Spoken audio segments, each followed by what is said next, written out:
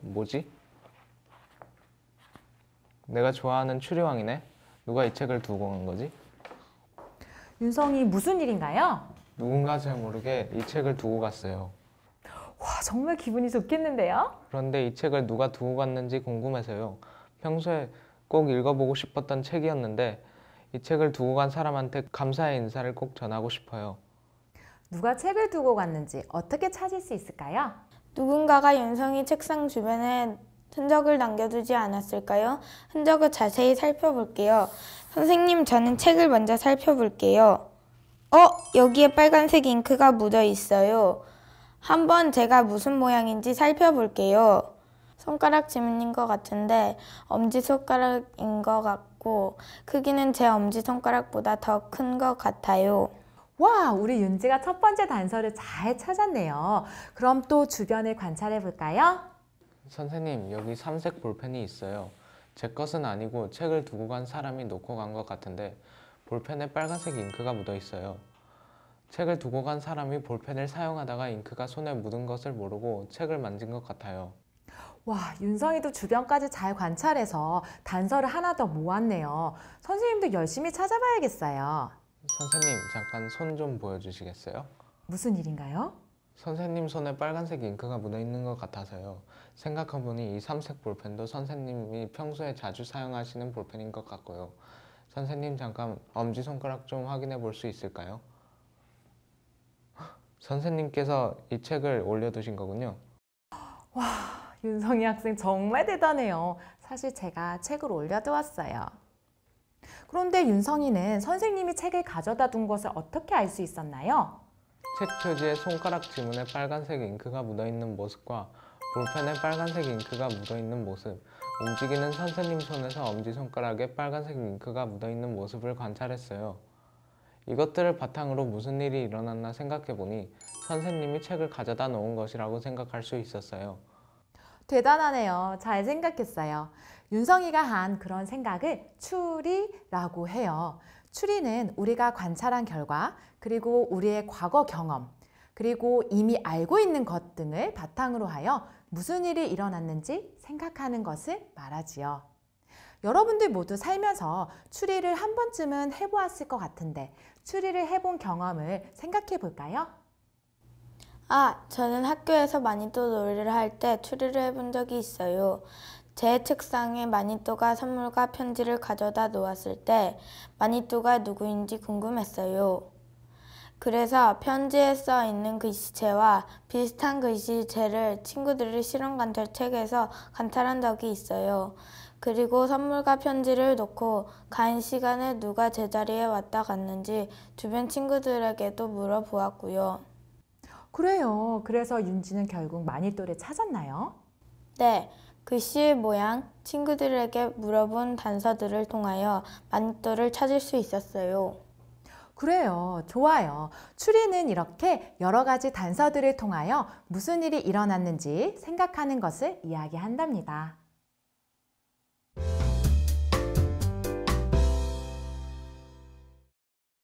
자, 선생님이 선물을 하나 더 넣어두었어요. 뭐지? 추리왕 책 속에 책갈피 2개가 끼워져 있네. 무슨 동물이지? 책갈피에 땡땡 여우, 별별 여우라고 쓰여 있어. 여우인 것 같은데 생김새가 매우 달라. 여우 생김새가 다른 이유를 함께 추리해 볼까요? 어떤 점이 다른지 차이점을 관찰해서 찾아보세요. 선생님, 첫 번째 여우는 몸 전체가 하얀색 털로 덮여 있어요. 두 번째 여우는 갈색 털로 덮여 있어요. 왜 두 여우의 생김새가 다른 것일까요? 생김새 외에 사는 곳이 다른 것 같은데. 생물이 사는 곳? 큰 단서가 될 것 같은데요. 생물이 사는 곳을 서식지라고 들은 적이 있는데 나도 예전에 과학책에서 본 적이 있어. 그래요. 이렇게 생물이 사는 곳을 우리는 서식지라고 부르는데요. 지구의 서식지에는 숲, 강, 바다, 사막 등이 있어요. 생물은 각각의 서식지에서 양분을 얻고 번식을 하며 살아가고 있지요. 땡땡여우, 별별여우의 서식지 환경은 사진에서 어떤 특징이 있나요? 사진에서 보니 두 여우가 사는 곳이 달라요. 첫 번째 여우가 사는 곳은 온통 흰 눈으로 뒤덮여 있고 두 번째 여우는 갈색의 모래로 덮여 있어요. 그럼 첫 번째 여우의 서식지는 눈이 쌓인 추운 곳 아닐까요? 두 번째 여우의 서식지는 모래로 뒤덮인 사막인 것 같아요. 그럼 땡땡 여우와 별별 여우의 서식지에서 여우가 가진 털색은 어떤 이로운 점이 있을까요? 땡땡 여우가 사는 곳은 흰 눈으로 뒤덮여 있고 여우의 털색도 흰색이니 몸색이 사는 곳과 비슷하면 먹잇감에 슬금슬금 다가가기 쉬울 것 같아. 그렇네. 그러면 나를 공격할 수 있는 적으로부터 숨기 쉬워서 살아남기 좋겠네. 그러면 별별 여우도 털색이 연한 갈색이니 털색과 비슷한 연한 갈색 모래로 둘러싸인 서식지에서 살아남을 수 있었구나. 와, 추리를 정말 잘했어요. 그러면 여우들의 또 다른 생김새를 비교해 볼까요? 첫 번째 사진의 여우는 털이 길고 풍성하네. 이렇게 풍성하고 긴 털은 눈이 쌓인 추운 곳에서 살 때 좋은 점이 많겠네. 그럴 것 같아. 털이 길고 풍성하면 여우가 따뜻하게 체온을 유지할 수 있을 것 같아. 우리가 겨울철에 두꺼운 옷을 입듯이. 두 번째 여우는 털의 길이가 비교적 짧아. 이렇게 털이 짧으면 더운 사막에서 몸 밖으로 열을 잘 내보낼 수 있을 것 같은데? 그래서 이렇게 한낮에 햇빛이 쨍쨍 내리쬐는 사막에서 잘 살아남을 수 있었던 것 같아. 그래요. 이번에도 추리를 잘했어요. 우리가 지금까지 서식지에 따른 여우의 생김새와 그 이유를 추리해 보았는데요. 이렇게 특정한 서식지에서 살아남을 수 있도록 몸의 구조와 기능이 변화된 것을 적응이라고 합니다. 결국 서식지마다 서식지에 사는데 유리하게 생긴 여우가 살아남는 거구나. 그럼 여우들이 서식지에서 사는데 유리한 생김새를 하나 더 찾아볼까? 오, 나 찾았어. 사막에서 사는 여우는 얇고 넓은 귀를 가지고 있네. 귀가 얇고 넓으면 사막에서 사는데 어떤 유리한 점이 있을까? 별별 여우가 사는 사막은 기온이 높아 체내에 열이 빠져나가는 속도가 느리지.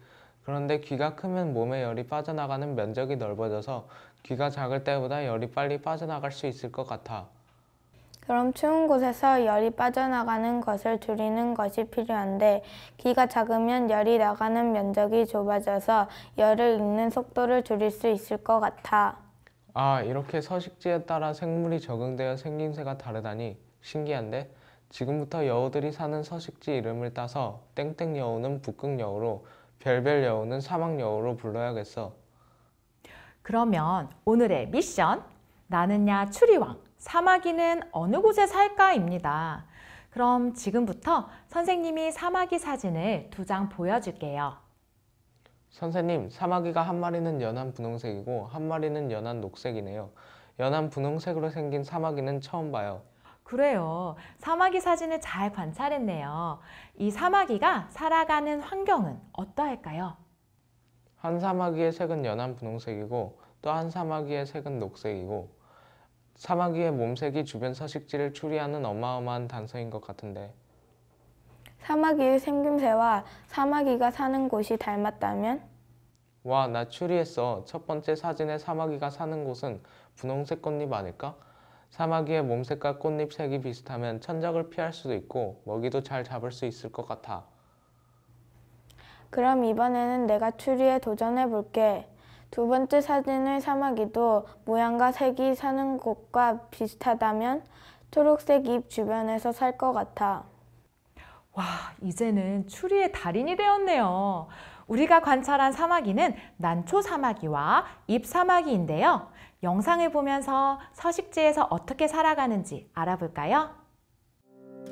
난초 사마귀는 위장술의 달인입니다.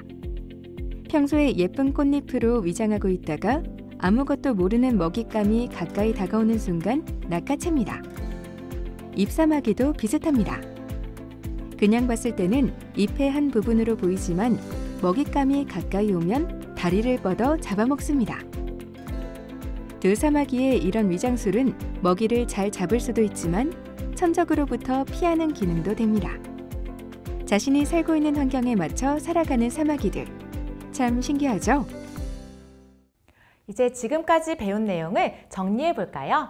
먼저 사막여우와 북극여우의 생김새가 다른 이유는 무엇일까요? 우리는 추리를 통하여 알아볼 수 있습니다. 사막여우는 갈색 모래로 뒤덮인 사막에서 살고 북극여우는 흰 눈으로 뒤덮인 추운 곳에서 살고 있습니다. 사막여우의 갈색 털과 북극여우의 흰색 털은 서식지의 색이 털색과 비슷하여 적으로부터 숨기 쉽고 먹잇감에 다가가기도 쉽습니다. 그리고 사막여우의 짧은 털 길이와 북극여우의 풍성하고 긴 털은 체온 유지에 유리합니다. 마지막으로 사막여우의 큰 귀와 북극여우의 작은 귀는 열이 빨리 빠져나가거나 느리게 빠져나가서 생존에 유리합니다. 이렇게 특정한 서식지에서 살아남을 수 있도록 몸의 구조와 기능이 변화되었기 때문에 사막여우와 북극여우의 생김새가 다르다고 추리할 수 있습니다. 선생님, 이제 다양한 환경에 적응된 생물이 어떻게 적응했는지 추리를 해볼 수 있을 것 같아요. 오늘 정말 잘 공부했어요. 그런데 우리가 추리를 하고 그냥 끝나는 것이 아니라 추리한 것이 맞는지 확인하는 탐구 활동이 꼭 필요해요. 과학자들도 정확하게 추리했는지 확인하기 위해서 단서를 분석하는 여러 가지 탐구 활동을 하고 있답니다. 예를 들어 추리가 맞는지 실험을 통해 확인한다던가 단서에 남아있는 DNA를 분석하여 확인하는 과정 등을 거친답니다. 오늘 배운 추리하는 과정을 잘 떠올리며 앞으로 과학 시간이나 일상생활 속에서 추리를 해야 하는 경우에 잘 활용해 보세요.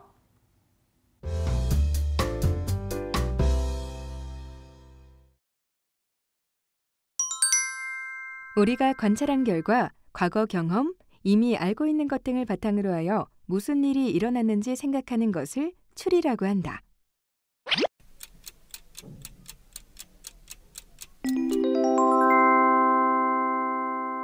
추리는 관찰한 결과, 과거 경험, 이미 알고 있는 것 등을 바탕으로 하여 무슨 일이 일어났는지 생각하는 것을 말합니다.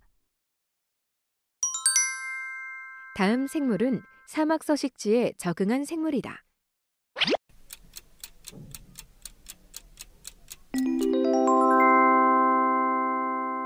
사진 속 생물은 북극여우이며 북극여우는 눈이 많이 쌓이고 추운 북극의 서식지에 잘 적응하여 자손을 남길 수 있었습니다. 난초 사마귀는 꽃잎 색깔과 비슷하여서 천적을 피할 수 있고 먹이도 잘 잡을 수 있다.